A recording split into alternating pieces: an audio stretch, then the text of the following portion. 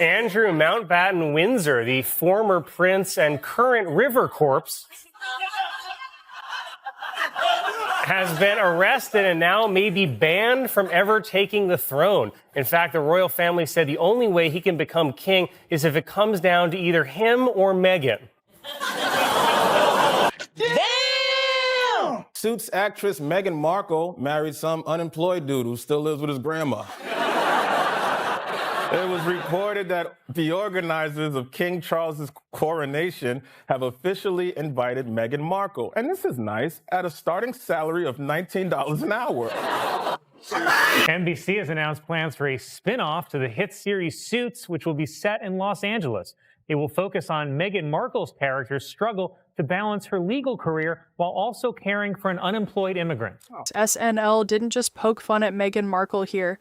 They came in swinging. The tone shifts from standard celebrity satire to something much sharper, signaling that Meghan and Harry had become major comedy targets rather than untouchable public figures. What's up? It's your boy Prince Harry, aka the Ginger of Windsor, aka Redhead Redemption 2. I am making this video for you, my future child, to watch when you're older. Everybody knows SNL roasts celebrities for a living, but this felt different.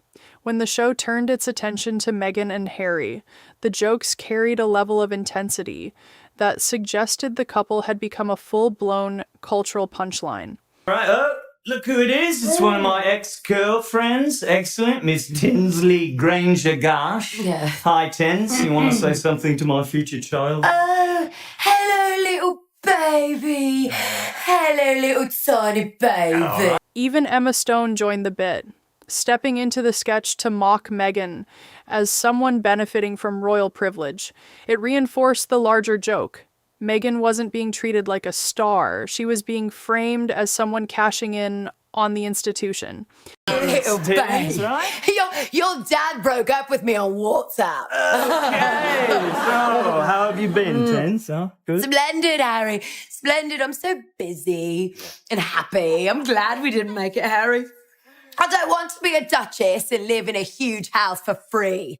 The criticism here is simple. Meghan is portrayed as someone who rose to global relevance through the royal family, yet carries herself like she arrived with that fame already secured. That gap between image and origin is exactly what the comedy keeps attacking. It's Beyonce. Hi, Beyonce.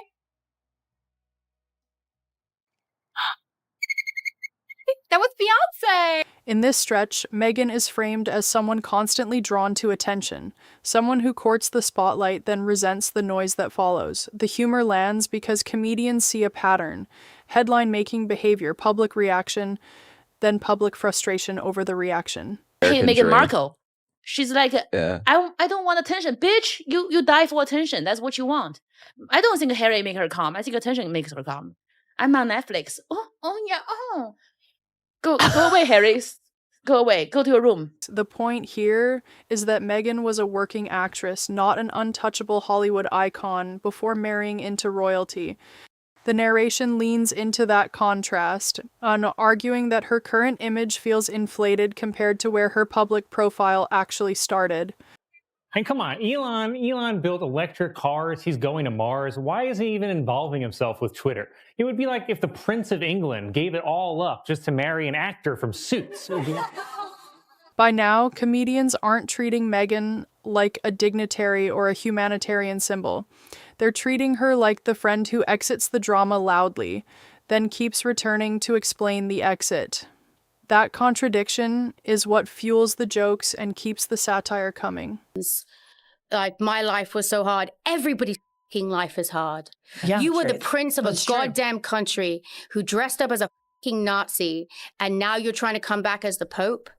Suck it. The voiceover calls out what it sees as a contradiction, claiming to want privacy while appearing in interviews, podcasts, documentaries, and branded lifestyle projects. The message is blunt. If you keep stepping into the spotlight, the public won't believe you're trying to escape it.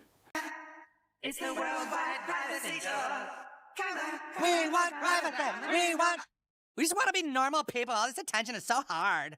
Isn't it true, sir, that your questionable wife has her own TV show and hangs out with celebrities and does fashion magazines? What are you suggesting? Well, I just think some people might say that your Instagram-loving wife actually doesn't want her privacy. How dare you, sir? My Instagram-loving wife has always wanted her privacy. And you know what else? To hell with Canada. We are leaving. This section reduces the public cycle to a repeating formula. Do something attention-grabbing, trigger a reaction, then complain about the attention. That repeated pattern is presented as the reason the victim narrative no longer lands the way it once did. Acting all dumb like she don't know nothing. Going on Oprah, I didn't know. I had no idea how racist they were. It's the royal family. You didn't Google this?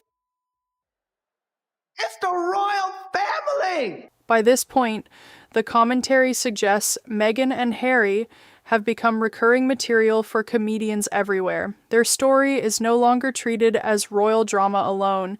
It's become a reliable source of late-night punchlines. Oprah, they're so racist. They wanted to know how brown the baby was going to be. They're so racist. They wanted to know how brown the baby's going to be. I'm like, that's not racist. Because even black people want to know. Here, the narration highlights how comedians reframed one of the couple's most controversial claims. Instead of treating it as shocking, the joke presents it as awkward family curiosity, an interpretation designed to strip the moment of its moral weight and recast it as ordinary, if uncomfortable, gossip.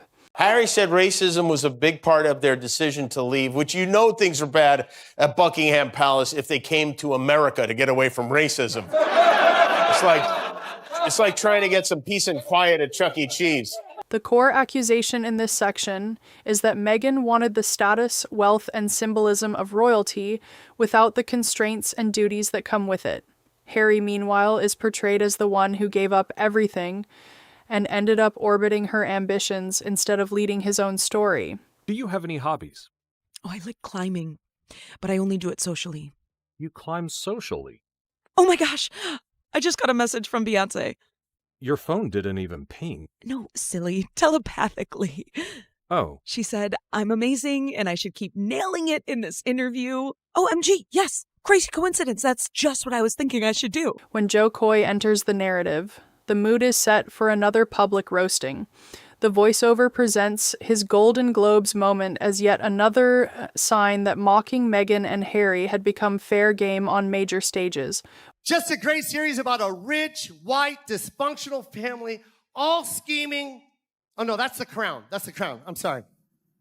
Her portrayal of the Queen was so good, Prince Harry called her for it and asked her for money. Turns out Prince Harry and Meghan Markle will still get paid millions of dollars for doing absolutely nothing. And that's just by Netflix.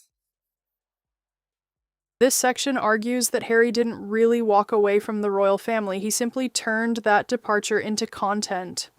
The Netflix deal becomes the clearest example, a lucrative arrangement built not on reinvention, but on retelling and repackaging family conflict. But still, guys, podcasting? I mean, it's good to see that even though they've left the royal family, Harry and Meghan are carrying on the tradition of not having real jobs. Trevor Noah's commentary is used here to underline how strange the couple's post-royal path looks from the outside. What started as a story about escape and principle now looks, in this telling, like a business model built around grievance and celebrity reinvention.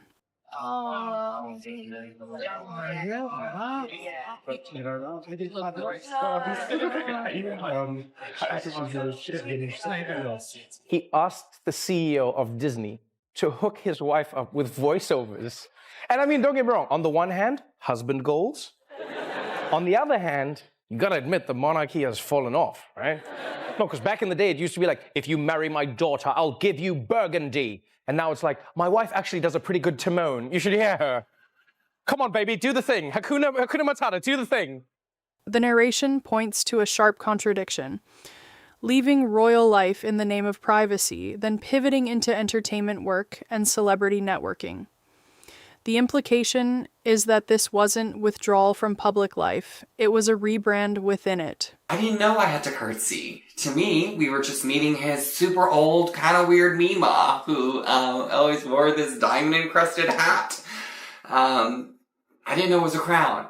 And I loved that for me. This section focuses on the awkwardness comedians latch onto most. The branding, the nicknames, the curated image.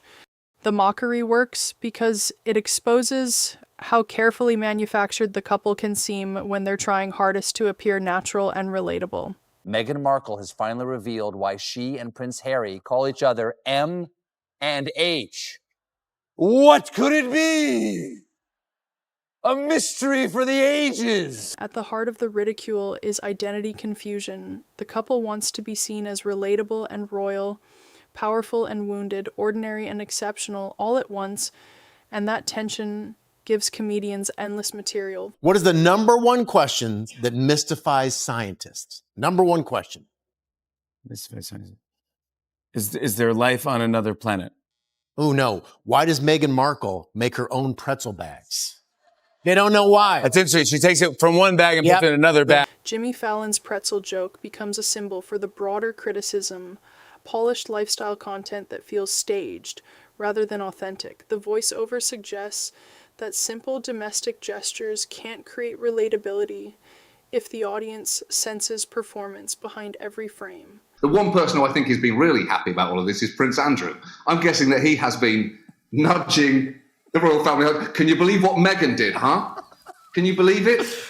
Dragging this family's name into disrepute, shaming us, right? Everyone's talking about it. Everyone's talking about this and only this. She's ruined our reputation. She has, right, guys? John Oliver's angle reframes the chaos through the royal family itself, imagining Prince Andrew quietly relieved that someone else had become the headline embarrassment. It's a darkly comic reminder that Meghan and Harry's drama also reshaped attention inside the monarchy. Was Harry and William, Madonna and Paul McCartney. Not one of them paid. The key message here is that privilege becomes comedic gold when it's paired with self-pity. If you still benefit from status, title, and access, the narration argues, then presenting yourself as crushed by the system invites ridicule rather than sympathy. Because if you came up with the picture of an annoying, insufferable white woman, it would be Meghan Markle. If you came up with an out-of-touch, suburban white woman, it would be Meghan Markle, even though she's not white. Tim Dillon's role in the story is to strip away all subtlety. In this framing, Meghan becomes a symbol of elite over-branding, carefully packaged, overly serious, and tailor-made for mockery in a culture increasingly suspicious of polished celebrity performance. Careful, Harry. I spilled some essential oils on the floor. Oh, what's with all the potions, Meg? You're not going scientist on me, are you? If I'm going to succeed in America, I need a lifestyle brand of creams and supplements. Gwyneth Paltrow has Goop, Kourtney Kardashian has Poosh, and Jamie Lee Curtis has Poogert. Now I've got mine. Meg Goo. The closing voiceover lands on the central trade-off of fame.